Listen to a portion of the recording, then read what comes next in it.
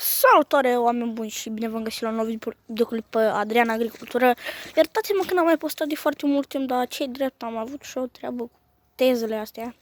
Am avut de învățat foarte mult pentru teză și efectiv chiar n-am mai avut timp. După cum vedeți aici am legat pe P4 2 John Deere 3140, m-am apucat la arat.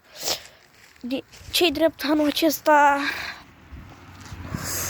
nu prea am mai apucat să traier, adică să filmez la mai nici nu prea am fost la traierat anul ăsta, la păpușoi, deloc, n-am fost nici că am traierat, n-am traierat mai deloc, n-am traierat anul ăsta, deloc, adică nu că am traierat, eu n-am fost deloc anul ăsta, frate, am avut tezele astea, nici n-am mai avut cum naibii să mă duc.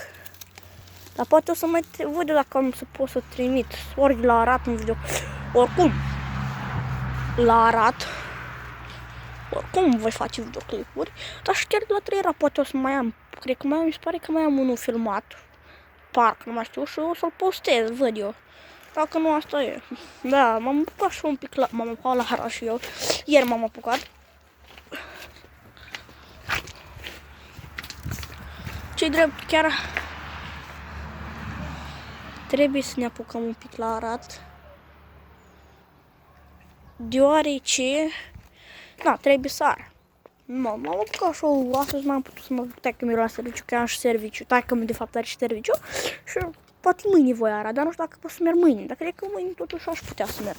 Bă, dacă pot să merg, am sălină.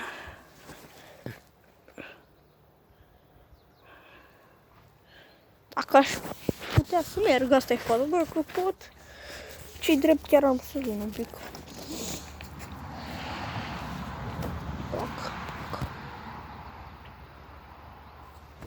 Hai, că ce dreau nu prea mai am ce să filmez, na.